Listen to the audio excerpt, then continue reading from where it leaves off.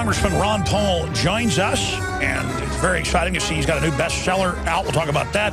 He's launched his own radio TV network and is fighting the info war. And boy, we couldn't think of a better time to have him with his economic knowledge and all of his financial predictions, unfortunately, coming true like prophecy, with the debt limit, with the Chinese communists lecturing us and the IMF lecturing us like we're some third world country being conquered by financial interest, with the so-called government shutdown, arresting people that show up at the national parks, letting illegals have a demonstration on the mall, but closing it to everyone else. Former Congressman Ron Paul, thank you for joining us, sir. Good to be with you today, Alex. There's so much happening. I mean, what do we tackle first? Well, why don't we solve all the problems of Washington?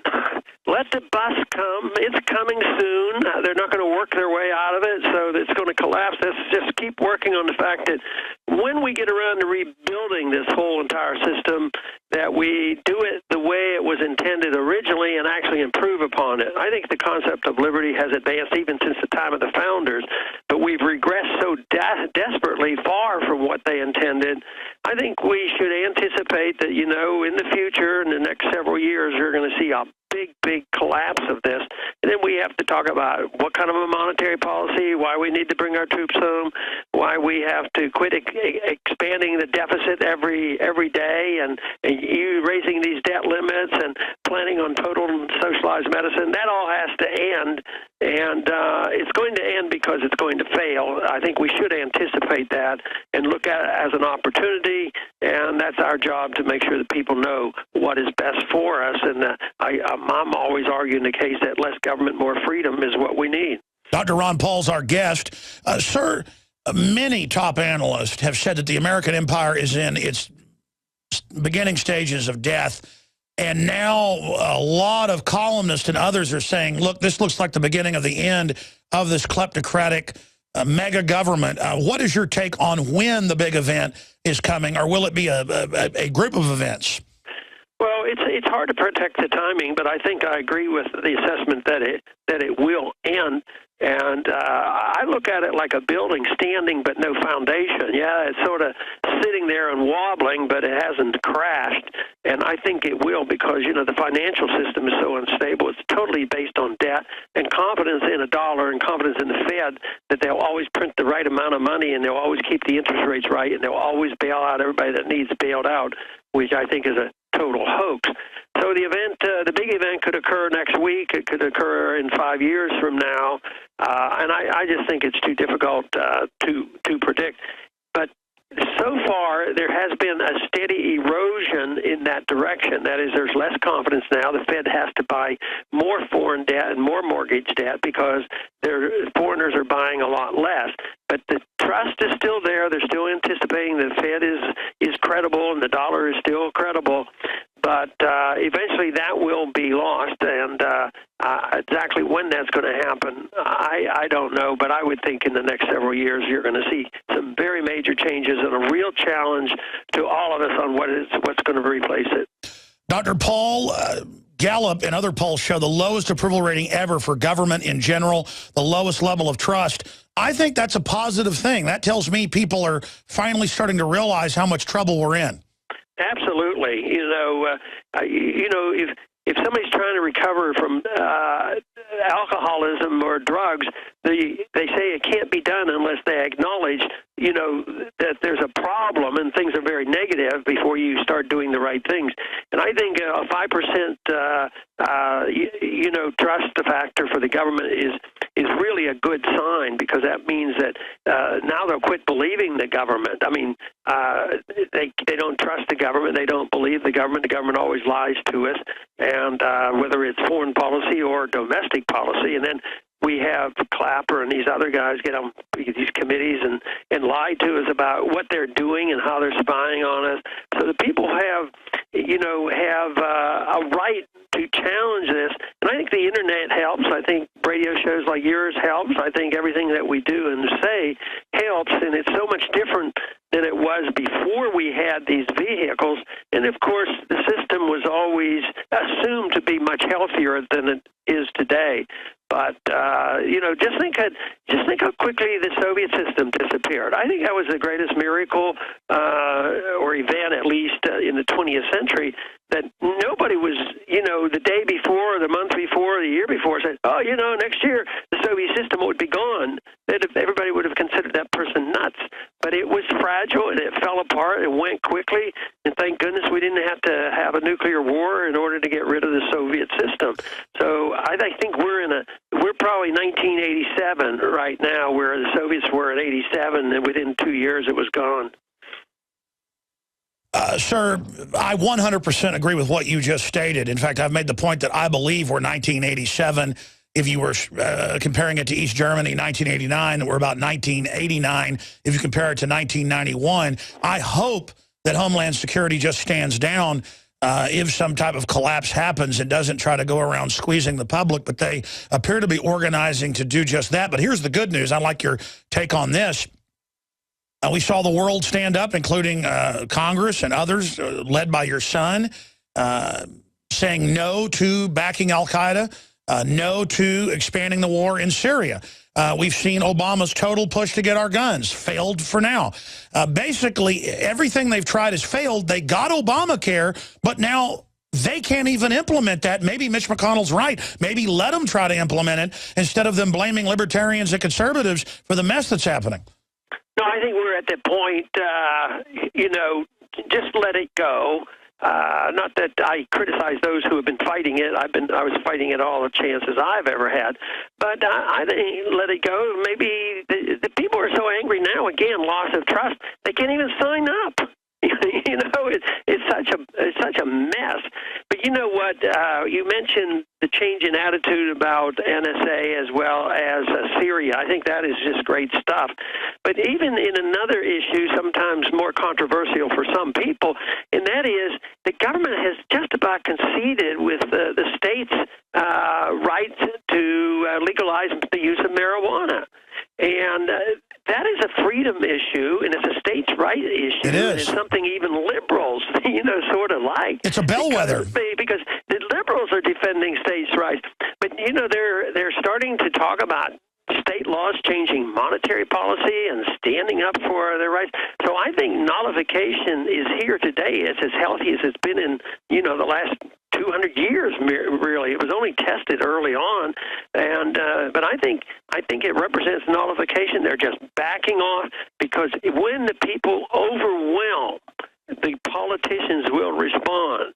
And I know it's very frustrating with a lot of people that say, no, they never listen, but that's because there aren't enough people.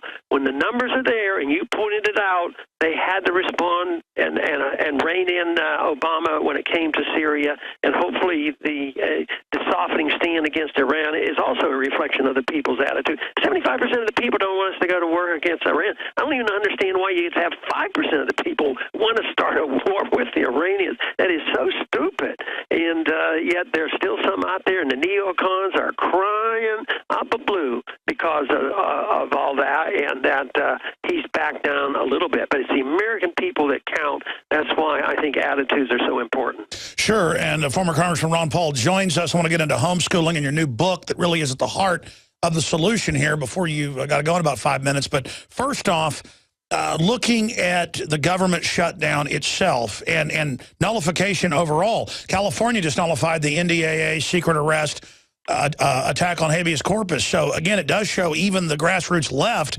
can begin to understand the tyranny and recognize states' rights and nullification are there for a reason. But looking at the government shutdown, you've only got 17% of the government that's actually shut down, and that's stuff that the people actually use, like national parks and other areas. They're giving tickets to people that jog on the sidewalk by national parks. They're closing areas of Arlington Cemetery, the Tomb of the Unknown Soldier, the Iwo Jima thing.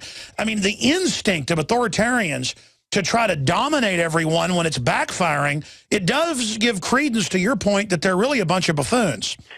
Yeah, and this whole thing, about the shutdown, is a farce. You know, it's political gamesmanship. And it's amazing that the president doesn't get much more negative press out of this, but, you know, his buddies in the media keep trying to prop him up. But there is no real shutdown. You know, they're always passing a law or Obama makes a ruling. Yesterday it was the issue of taking care of the individuals that have died in the war and given them their benefits. You know that they can do anything they want. If they can bail out nations and banks, everything else to the tune of trillions of dollars, they're not going to allow a default, and they could do anything that they desire here. The only thing they close down are those visible things that have a political implication, and hopefully the American people will be cynical enough and realize that it's a joke, it's a real joke and a farce on what they're doing. And I think this is good that the people, you know, are waking up and realizing, you know, it's a bunch of politicians trying to outdo each other. Well, just to prove what you just said, look at what they did for months when they couldn't pass a debt level increase. They just said, oh, our debt's not going up, and did an accounting gimmick. So Obama's saying, we're going to crash if you don't do what I say. He's the one engaged in financial terrorism. And I want you to speak to that. And then Janet Yellen, if folks thought Ben was a hyperinflator, wow, I'm told she's the actual author of this, Doctor. Yeah, that's right. Well, this October 17th is another farce, just like the closing down of the government. They should be worrying about the breakdown of government, which will come. But the date is arbitrary, picked out of the clear blue, and the national debt have reached the point where it is right now. The official debt reached it in May, so they've been doing what they want to do. So they always could do this whole idea that they won't have money to pay the interest. You know, why? Who cares whether they pay the interest to the Federal Reserve? You know, and they hold $2 trillion. So you could take care of this debt if you're looking for just excuses to prop it up. But this is just a gimmick to try to frighten the people and say, if you don't do it, you know, your benefits are going to disappear and government won't be there, and the president needs your support. But it's always there. And we have to realize what the Fed has done for the bailouts. And they're always there. They bailed out the system to the tune of trillions of dollars. And now that we're getting a new chairwoman of the Fed, we shouldn't feel any more relaxed about it, because she is a much greater inflationist than even Greenspan and Bernanke. Wow. And but she tells us she's all for transparency. I wonder if that means she's going to be for my audit the Fed bill. Don't hold your breath on that. But she believes she supported all the QEs, and she would even do more. She is not going to back off, because there's a little bit of immediate pain with the stock market. If you even back off from $85 billion of new money every month, or to 75, it would be a hysterical reaction on Wall Street. She's not going to do that. So my bet is that we are going to continue to inflate and continue to destroy the dollar until the world rejects the dollar, and that's what we should be concerned about. I want to talk about the book in closing, but briefly, Peter Schiff, who I know is one of your top economic advisors and a great mind, and many of his predictions have come true, like the fact that they wouldn't taper. He said last Friday here, and DrudgeReport.com picked it up, became a national story. He said they may want to collapse because then they can bring in tyranny as the solution. And he's worried about that. Dr. Paul Craig Roberts, the former head of policy at the Treasury, said the same thing. Many others are. I mean, is there a method to the madness? Do you think the Obama people, just like he's getting away with Obamacare right now and getting away with being the one behind the shutdown? It's hard to say, because you'd have to really read their minds and their motivations, which I can't do. I think it's closer to stupidity than it is that, oh, let's have a collapse so we can do such and such. But remember, how many in the administrations have always said, don't ever let a crisis go to waste? So it's probably a lot of that, too. Sure. The policies are going to bring on these crises. Sure. And that has always been used as an excuse to expand the role of government. You know, just like the Fed. You know, when they create the bubbles and then they create the bursting of the bubbles, then they say, well, what we need is more Fed. You know, it's on and on. Sure, but are you concerned about the continued increase of militarized police and that martial law could come during a collapse? Absolutely. That should be a major concern. And this, of course, hopefully, this whole move toward nullification and kicking the feds out, I hope that continues to grow. And when they run out of money and they go broke, that's going to happen. What's happening? Maybe a good place to look is in Detroit. They don't have a police department anymore of worth much, and it verges on anarchy. I'm interested to see if the crime rate goes down in Detroit. It may well go down when everybody knows they have to take care of themselves. But no, I hope the local people, one of the worst things that happened on this local police stuff was that if they were able to confiscate property, airplanes and boats and cars, they get to keep them. It doesn't get sold and put in the treasury. They get to keep that, so they have this tremendous incentive to seize property, and then the owners, whether they're guilty or not, can practically never get it back again. That helped this whole move toward the militarization. That's right. We have police started acting like armies and that the federal government owns. We have a predatory government. In closing, as you've got to go, The School Revolution, I've got my copy. I want to carry it at InfoWarsStore.com. It's on Amazon, everywhere. I've studied this myself. If we take our children back, I mean, the statists say this. They say, we've got your kids. We're going to win in the end. Now they're not letting them play dodgeball, football. They're banning stamps federally that show kids doing sports. I mean, this is a cult of control freaks. If we take our children away from them, isn't that the key way to win? Former Congressman Ron Paul, tell us about your book in closing. Yes, absolutely, and that is the goal, because Obama wants to get them at the age of 4. It's a bad move, and homeschooling is an option. It's not for every single person, but there has to be always an ability to opt out of a government system. Hopefully we get an opt-out on medical care, but that doesn't look good. But right now we still have the right to opt out with private schools and homeschooling, and I am going to do my darndest, because every single day you hear a story of some stupid thing that happened in the government schools, and I said, there they go. Get their kids out as soon as possible. Congressman Ron Paul, we wish you were still there in Congress, and I guess you're just moving forward, writing books, doing the TV show. That's having a lot of success. Traveling, speaking out, going to the college campuses, and things are going well, and I appreciate the chance to be with you again today. You bet. RonPaulChannel.com. Thank you, sir. Okay. Thanks, Doc. You bet. There goes former Congressman Ron Paul. I keep calling him Congressman. I've been interviewing him for 17 years since he got back in Congress. I've been interviewing that guy before he got back in Congress. He had one term in the 80s. And then wouldn't go along with the Republicans increasing debt and stuff, so he got kicked out as a libertarian, and then came back in 1996. And I've been interviewing Ron Paul since he was running again. And Rand would come on, because Ron Paul would come on every few weeks and get support, because his district used to come up into the edge of Austin all the way down to Houston, and they rewrote it a bunch. And then Rand would call the office and say, hey, we need an extra push right before the election. But the last few times he was elected, it was like 70% of the vote. And that's when they rewrote his district into liberal areas, thinking it would beat him. He would go then talk to those folks and defeat them. So always great to have former Congressman Ron Paul on the broadcast. And I just can't believe we're sitting here talking with a straight face about a government that no one has been able to sign up at healthcare.gov. The ones that have been able to have gotten phone numbers with the media and called and been able to be signed up on the news. And Mike Adams was actually joining us.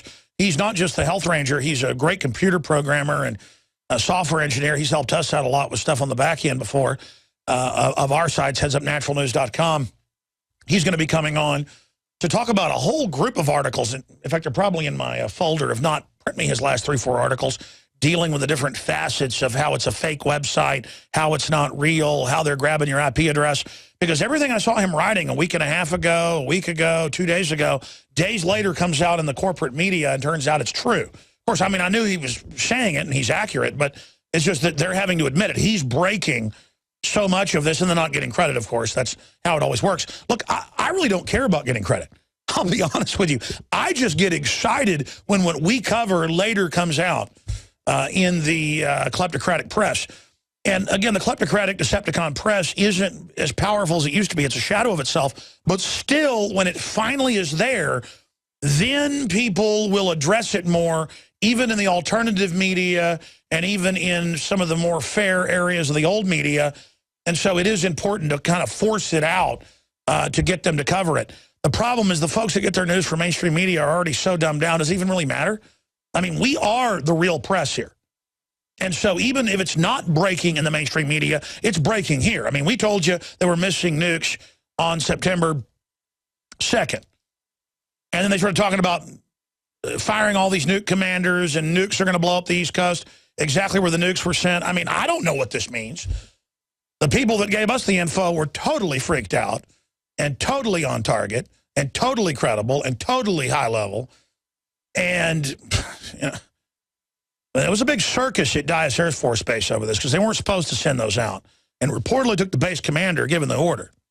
And by the way, if this hadn't happened, the base commander would come out and say I was a liar, wouldn't they? I mean, I want you to understand something. I don't just say this every day.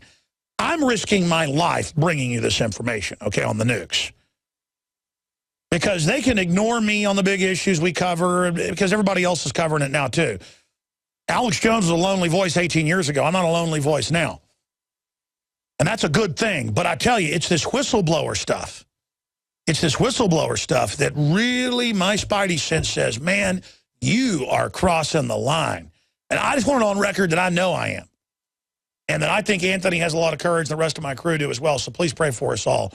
But please pray for me up front and my family, because you know who's walking absolute point on this A-team operation against the New World Order, folks. I am blasting right down the navigation shaft on the Death Star, and I've seen a lot of journalists killed. I've seen a lot of people shut down, put in jail, and I got TIE fighters on my butt.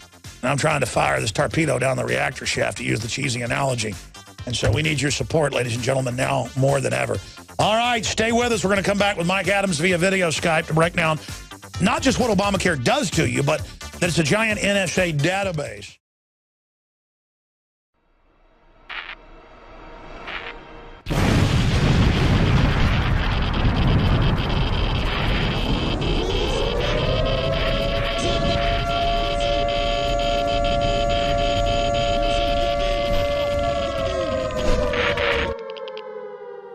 Alex Jones here to warn you about some of the most important health information you may ever hear.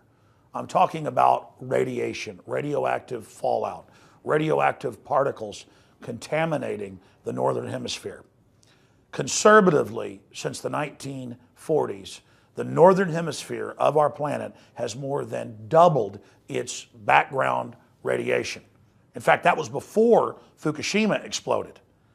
Now the levels are going up and up and up. Fish are contaminated in the Pacific, and the FDA, the EPA, and others, they're not worried about it. They've been raising the levels of what they claim is safe radioactive particles. Well, I began to discuss with my wife protecting myself, her, and of course our children. Most importantly, I have 3 small children, ages 10, 9, and 5. Radiation really affects children more than adults because they have fast-growing cells. All the literature is clear on that. And I went and talked to medical doctors, scientists, nuclear physicists, nutritionists, and I said, what's the #1 thing I can do to protect my family? And they said, Alex, it's leave the Northern Hemisphere. Go south of the equator. That's where the radiation levels are very, very low. If you look at the wind patterns, the north hardly interacts with the south. And it's unfortunate that we've done this to our planet.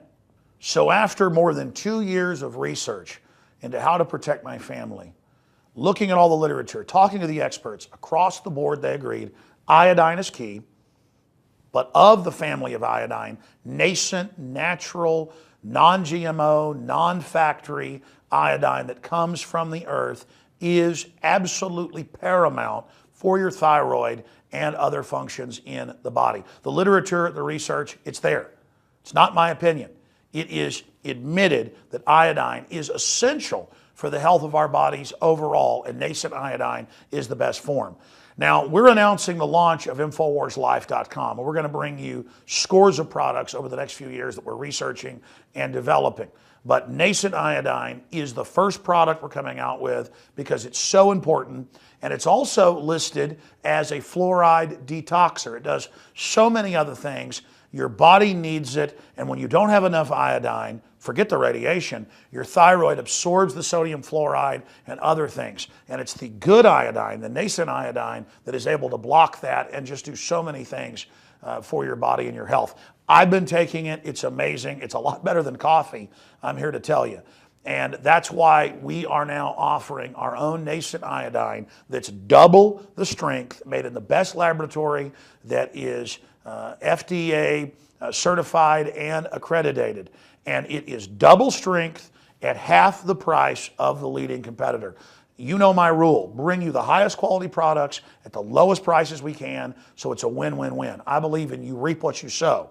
So not only will you get the best deal on Nascent Iodine at InfoWarsLife.com for your general health and also for any type of emergencies or disasters, you will also be getting a great deal and supporting the InfoWar and our news operation, promoting the cure for tyranny, the First Amendment, promoting liberty and a rediscovery of the Bill of Rights and Constitution and true Americana that's made this nation so great.